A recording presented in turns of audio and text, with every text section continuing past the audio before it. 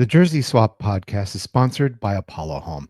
Folks, FCC is heating up, and so is the beautiful springtime weather. Apollo Home is here to keep you CSTers cool with a $29 cooling tune up ready for the summer.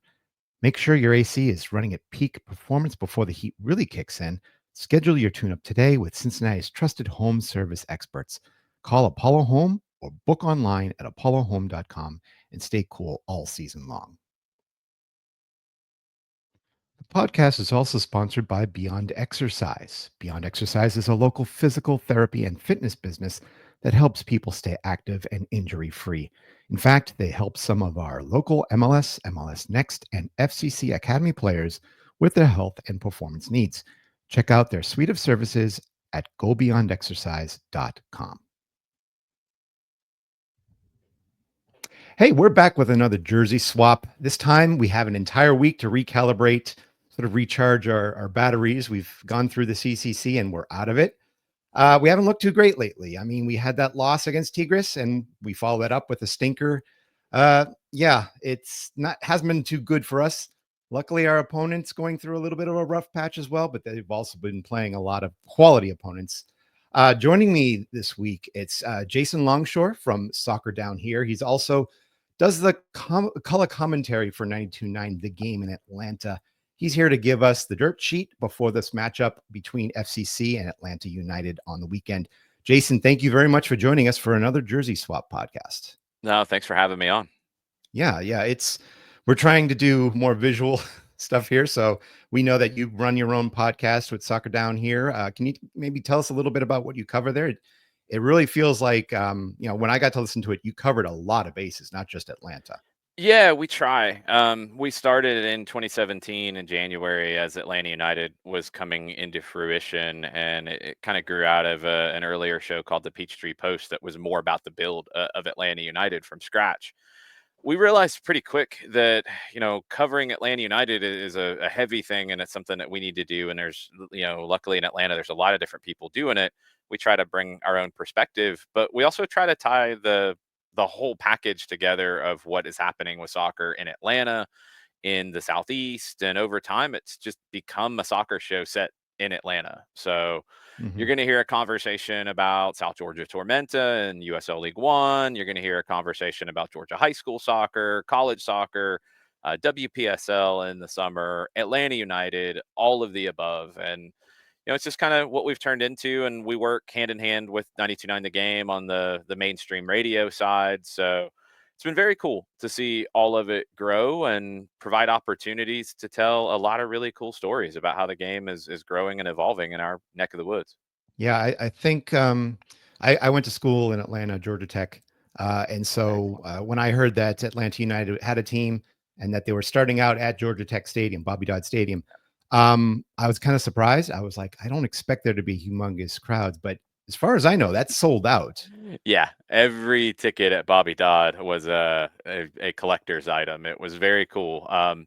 Little interesting for me as I went to the University of Georgia. Hmm. So Hmm. being at Bobby Dodd was interesting. It was very cool to see it filled with red and black all the time, and gold. Gold's part of the color scheme too. But Yeah. yeah, it's been cool to see how that time frame, that really special launch that was by necessity as Mercedes-Benz Stadium was delayed with its opening, different things just slowed it down to get it ready for that Falcons season. And you missed the first part of the Atlanta United season. Darren Eales talked about it at the time. He said it was Project Lemonade, and it became such a really cool atmosphere at Bobby Dodd. I mean, one of my favorite memories in club history is the last game there where Hmm. Tito Villalba scored in stoppage time to earn a draw against Orlando, jumped into the crowd. I mean, just a beautiful Saturday afternoon with the skyline behind the stadium. Just amazing. It was a really, really special time. And there's always the conversation about maybe a game gets moved over there. Maybe there's like a homecoming kind of deal to go back there for a special game. It'd be very cool. Yeah, I think you have the same people probably wanting that down in Atlanta, or probably the same type of people that want a match at Nippert Stadium Yeah. again for FCC. I mean, I really enjoyed the times we got to come up to Nippert. It was a lot of fun to see a game in that environment. yeah, I mean, I love TQL. Don't get me wrong. both places are outstanding, and they've managed to make it feel like a very potent atmosphere, a potent game day experience for everybody, from families to the diehards. And yeah, it's just something nostalgic about it, though. So Mhm. I hope that there is a point that we do get to go back there. Yeah, that would be very special. It's cool to see some of those old stadiums and the magic that they can evoke for this kind of football from time to Yeah. time. It's cool. Yeah, let's definitely get into this type of football. Atlanta, you guys had a very adventurous end of the season last year, and even going into the off season and the start of this season. Admittedly, I mean, I wasn't expecting Atlanta to get where they got in the offs and the playoffs. I None of mean, us you were. guys you guys beat freaking Inter Miami in 3 games. I mean, say what you will about the setup. You know, if it had been 1 game or some sort of uh, different setup favoring the home team, maybe it might not be the same. But what can you really chalk up to getting that far and getting past Miami in the postseason? It was a special run. It's outside of winning MLS Cup in 2018, my favorite time with the club, no question about it. Everything just kind of came together, and you know, Atlanta was an underdog for one of the rare times. It's not something that they typically are in that position, so that was kind of special. I think beating Miami over a 3-game stretch is an even bigger accomplishment than if it was a single game where something weird happens. There's really nothing that Miami could complain about in this. And it was one of those series that not every 3-game series ends up this way. But this one for me, game one was great. Atlanta was tired coming in after the wild card game. They fought. I told interim manager Rob Valentino after the game that it was one of those games that I'll definitely remember what it felt like to call it. Then game two was even better because you win at home on a late goal from Sean De Silva. And then game three was even better. And it was one of the most chaotic matches that I've ever seen. Brad Gazan stood on his head, made a couple of saves that just nobody should ever be able to make. You had crazy moments like Leo Campana throwing Brad into the goal after it got to 2-2. You have the goal from Bartosz Szlich that ends up winning the series. It was just filled with so many special moments and special memories. It's just sometimes everything comes together and it creates something that you'll never forget. And that's what this series with Miami felt like. Yeah, I think we sort of saw the writing on the wall for our own series. You know, we had a very similar elimination method procedure. I mean, we went won game one and then saw nothing for the next 2 games. So Yeah. to see Atlanta sort of wipe out Miami the same way we got wiped out was an intriguing point, regarding this entire 3 game series. I mean, I guess it's just something about teams getting together at the right time. Yeah, that's MLS. That's the nature of it. It's a different flow to the season, and it's something that maybe not completely unique. Argentina is actually going to a playoff format this year with their league structure. It's happening in different places in different ways, but it's how we've always defined the champions. And you have this balancing act of you want to start well because those points do matter. And I think we see that seeding does matter. We saw the playoff races. I mean, Atlanta lived through a crazy playoff series just trying to get to the playoffs last year, Mhm. the run up to decision day, all the drama with decision day. And then, you got to be peaking at the end. And it's a tough thing to balance. Atlanta found something that worked and they couldn't quite get it one more game over the line to get past Orlando. But then, as you mentioned, like everything changed. Now you have a new manager, you have a new chief soccer officer, you have 2 new designated players, you had another one in Mateusz Klich, who's a designated player on the books at DC United. All kinds of new after that. It like we had an off season, but it didn't really feel like we got much of a break. Yeah, yeah. I mean, that off season itself was intriguing from an outsider's point of view. I mean, there was also a lot that had gone on during the season. I mean, Yeah, Georgios Giacomakis gone after a few months, and you didn't expect that really to happen. nobody did. But He got a great offer from Cruz Azul and a very large salary, and hard to say no. Yeah. You got a great return for him as well, and then went out and invested it. They tried to get a striker, and that's what's so interesting about last year in the could have, should have, more could haves in Mhm. this case, because I think they did try. They got close on strikers, couldn't get one over the line, so you're only able to add Alexei Miranchuk as a Thiago Almada replacement, which it's never easy to come in and be a 10 in this league straight out of the gate and hit the ground running. But you didn't have the striker, so Atlanta was playing a little shorthanded most of the season last year without that.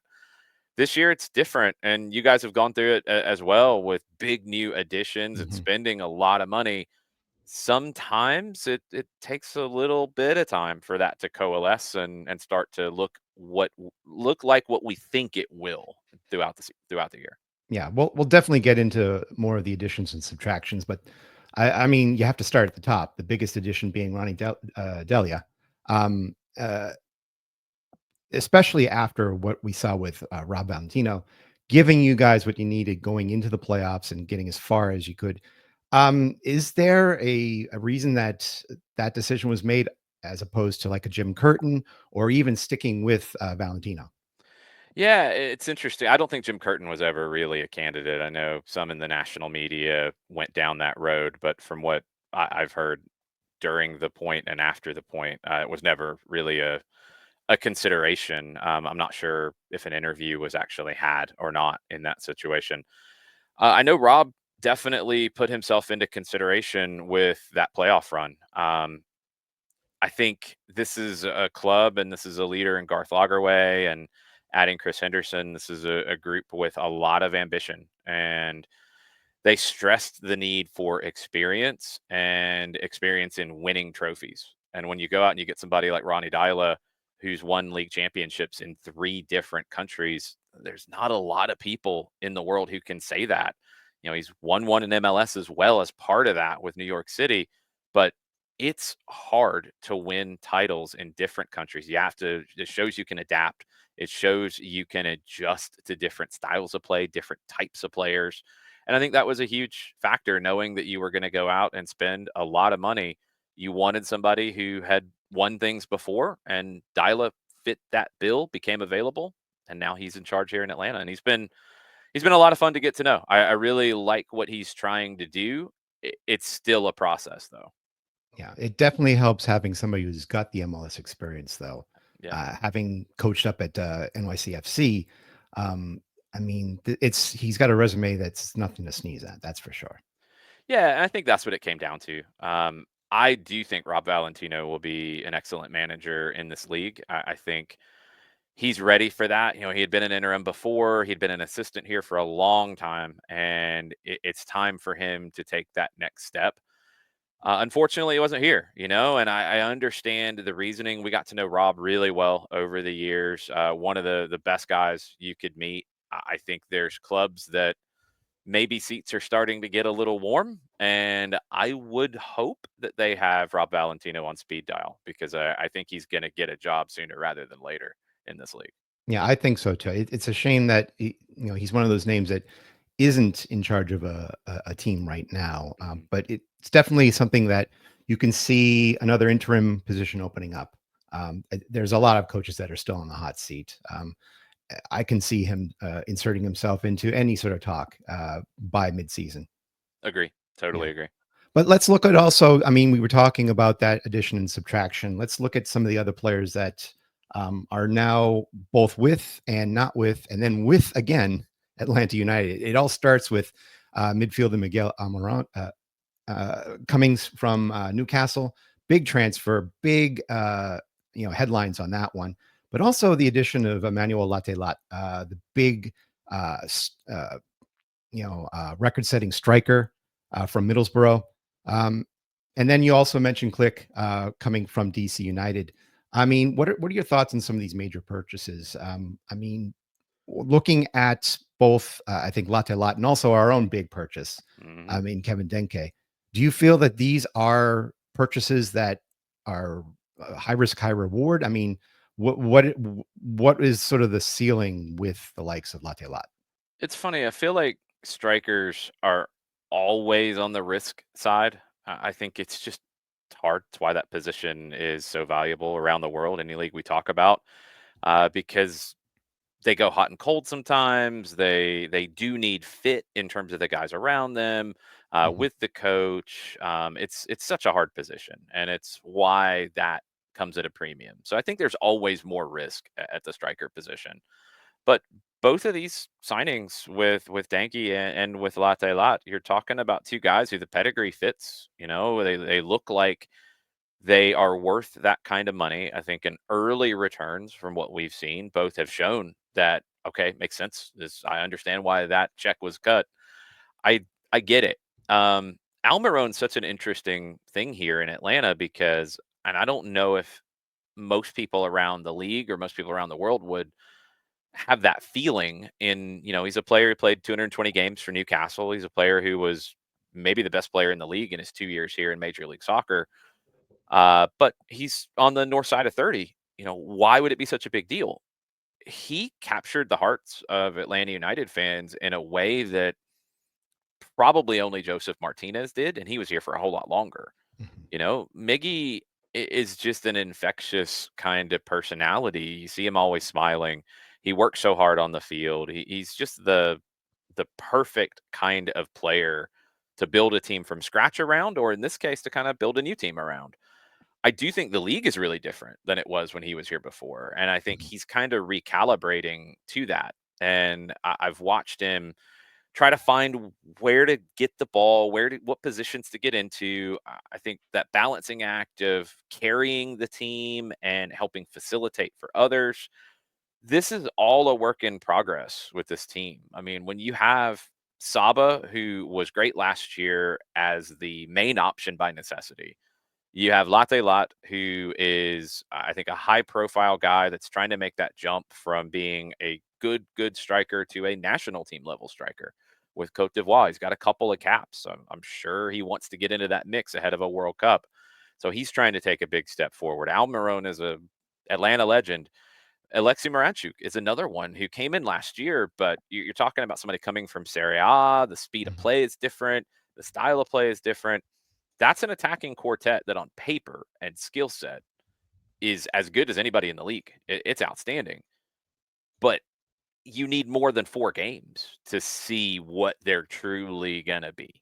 And we've seen flashes, and it's been really good in segments. But you haven't scored enough goals. Latte Lot has held up his end of it. He's tied for 3rd in the league in goals. But you're producing chances, you're getting the ball into good situations, but you're not finishing. And then, as we've all seen so many times over the years, when you're dominating a game and you don't get the reward for it, you run the risk of that momentum turning around on you. And I think we've seen that with Atlanta, at various stages in these first 4. Yeah, it might be a little unfair to say that they're behind schedule. I mean, you Yeah. ran into a Miami team that wanted some revenge. You ran into a Charlotte team at home and we experienced it, who Yeah. have a very tight Yep. defense and know how to put things together. Hmm. So to say that they're behind schedule would also be saying the same thing about, I think, FCC, that Yep. there needs to be time for both of these teams to set into place. That's the nature of Major League Soccer. Like we talked about with the format, you don't have to be playing your best soccer at the beginning. Honestly, you don't want to. You want to be playing your best later. So you've got to build. And I think Cincinnati, we've seen this so many times with teams that make a run in CONCACAF. You run the energy levels down low. You have a little bit of that CONCACAF hangover after you're eliminated. I think that showed in the game against Charlotte. It didn't look like the Cincinnati that I've grown to know from watching from a distance. And you also kind of expect that in that Mhm. game. So this week's a really weird one. I think if it was a normal week, we'd be having a different conversation about bouncing back and what it looks like and this and that. But both teams have the opportunity here for a lot of new faces in the starting 11s. And most importantly, a lot of new faces on the back line. I mean, Mhm. I know you guys are having a center back crisis. Atlanta has had 5 center backs called up, amongst the entire club. If you include Atlanta United too in that conversation, that's a lot. You Yeah. have one coming back, and we were sitting there after the game on Saturday night. Like, okay, we think this guy's going to get called up. We know this guy's getting called up. We know this guy got called up to the youth national team. Maybe Caden Moore from Atlanta United too. He's going to be a homegrown next year. He's a pro. Maybe he comes up. Nope, he got called up too. So you're just, I don't know who's going to play next to Derek Williams. I don't really have an answer for that, and I don't know who's going to be at center back for Cincinnati in this one either. Yeah, I mean, from what I understand, Sean Gregerson is not going to be available. No, he's with away. Norway. Really, if you look at these two teams, how splintered they are during this international break, it almost looks like it's one team that's been cut in half, and each half has been said, "You play for that side, you play for that side." So it's going to be really interesting to see how things fill up. For Atlanta, it's so weird in that you've got all the center backs. So 10 called ups across the first and second team. 5 of them are at center back. 2 on the wings, Miguel Almiron and Luke Brennan, but you have cover there. So Sean De Silva can come in and start, and he started a lot last year. You keep Latte Lot, he didn't get called up. You keep Moranchuk, you keep Saba, they didn't get called up. So your attack is in pretty good shape. Central midfield's the other spot where you lose Bartosz Szlich and you lose Jay Fortune, 2 players who have played a lot of minutes. Mateusz Klich coming back from illness and then an injury on top of it. I don't know where he will be for Saturday, if he's 30, 45, 60 minutes fit. I couldn't imagine he'd be 90 minutes fit. And then, missing Szlich and Fortune, who can play with Tristan Muyumba in that spot? I don't know. You're probably looking at a new homegrown in Will Riley, who has played a lot in college at Stanford and did really, really well. But that would be a big ask for his MLS debut in a game like this. He might not have another option. Yeah, I'm saying the same thing. You might have to see another situation where we bring Adnan up from FCC2 to fill a spot, maybe for half a game. We don't have Matt Miazga ready. We're not sure about Miles Robinson. He could be ready. Right now, he's playing off the side, not really practicing with the team. He did tweak something apparently in the game against Charlotte. We don't have Teenage Hadebe. He's going to be getting his green card. We don't have Gilberto Flores. He's out because of red card. Nick Hagland is expected to be ready to play. He's practicing with the regular team. So we're also sort of like, what cards do we have left on defense? Yeah. It almost feels like you're going to have like a 2-5-3 from anything. It's like you don't have enough defense to have a back line, let alone a solid back 3 or back 5. Yeah, and in Atlanta's case, we've seen them in a 4-2-3-1 pretty consistently this season. A little bit of a 3 center back setup, but you've only got 1 natural center back available. I don't think you're going to call up anyone from Atlanta United too. You don't have anybody who's been here for very long. Salvatore Masafero, who was at Austin too previously, he's new to the club, but he's played 2 games for your twos, and I don't know if he's ready to mix in. He hasn't been with the first team in preseason, for example. I don't know. It's going to be interesting to see with both teams not at 100% in their attack, but a lot closer to it, and both teams nowhere near 100% at center back.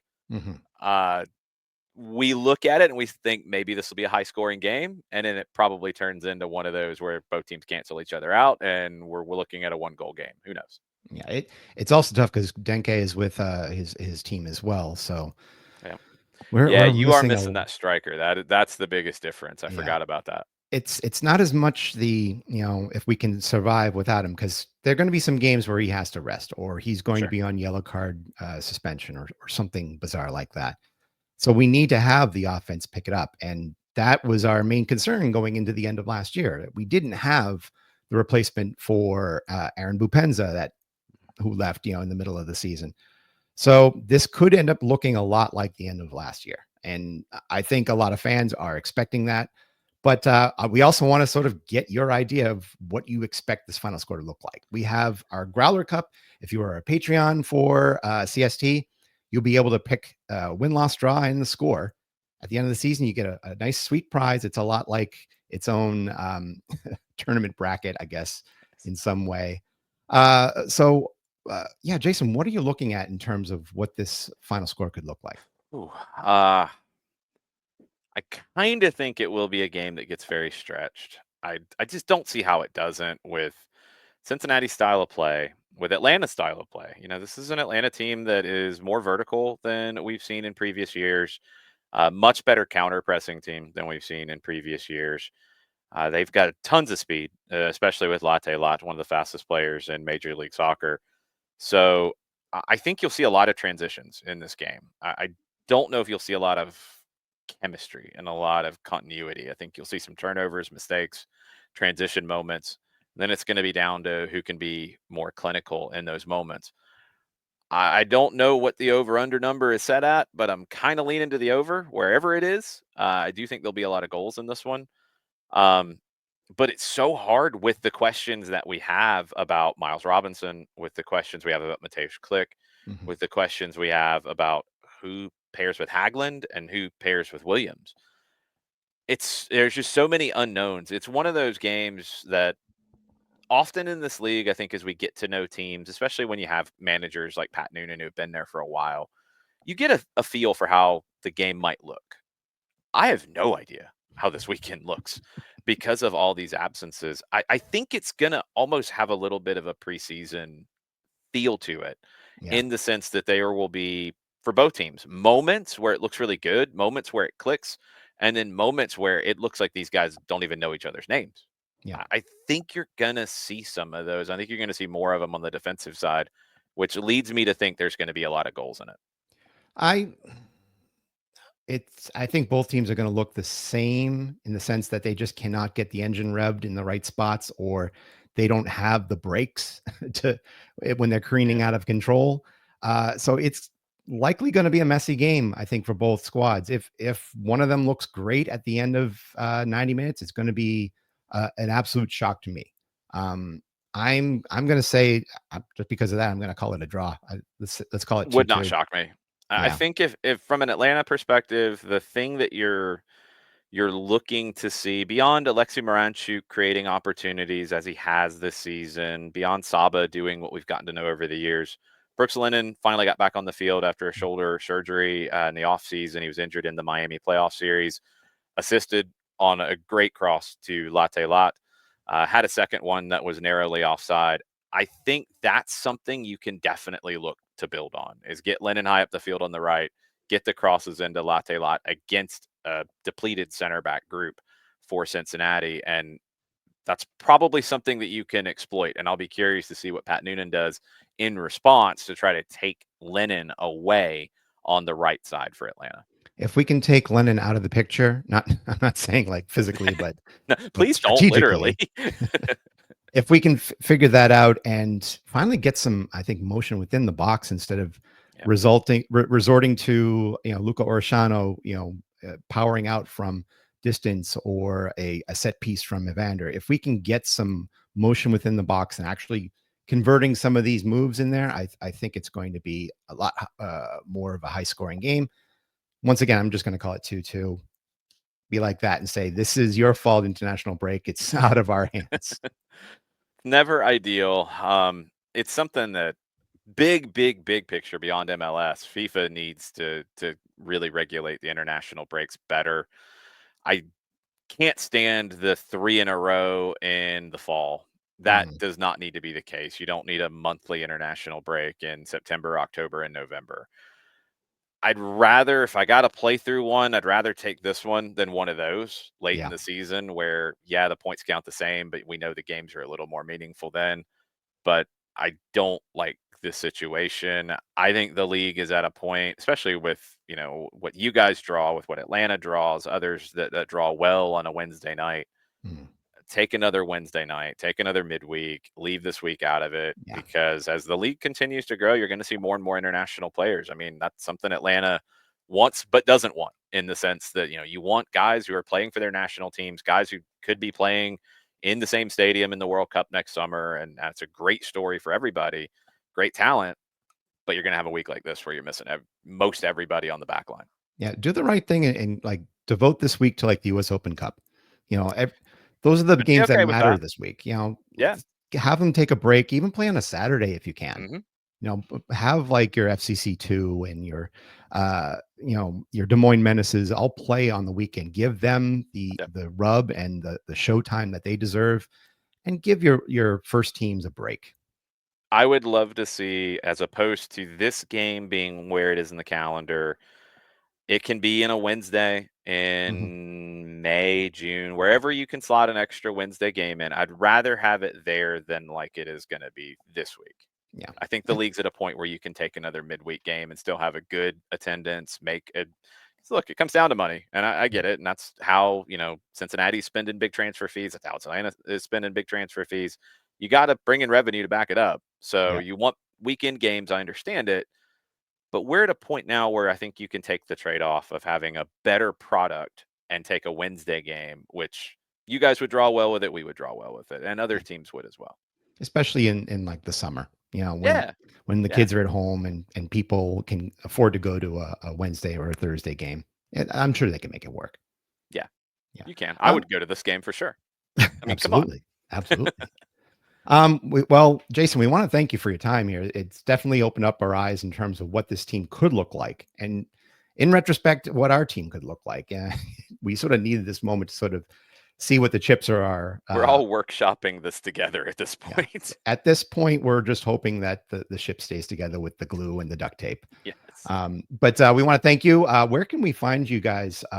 Soccer down here, and you guys on social media. Yeah, you can follow me any social media platform at Longshoe. My last name, take the R out, old high school soccer nickname that stuck with me over the years.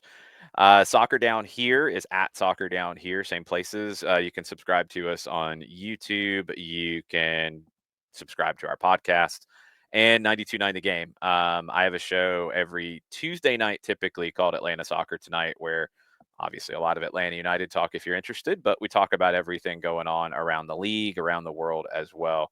Really fun show that's grown a lot over the past year, and there's going to be a lot to talk about here as we get ready for Club World Cup this summer and 8 World Cup games in 2026. Oh, that's awesome. I forgot that you guys are hosting a few of the games down there that we jealously wish we could up here, but beggars can't be choosers. Decisions have been made. We'll talk about Next those. time in Women's World Cup, you guys should be getting in 2031. I would hope so. And Absolutely. we'll get another World Cup in our lifetimes, I think, because I think there's going to be a lot of money made this next summer in 26. And we all know how FIFA likes money. So I think they'll be back. Yeah, absolutely, absolutely. But for all you guys out there, we do this for free. We're not being paid for this. So if you guys want to listen to more of these Jersey Swap podcasts, go onto your favorite platform out there. Go to CincinnatiSoccerTalk.com. We're posting this once we're done with it today, and also on our social media sites at Cincy Soccer Talk. Thank you very much for your time, Jason. I say this to all of my guests. Keep your kit clean. Thank you for your time, man. Thanks for having me on.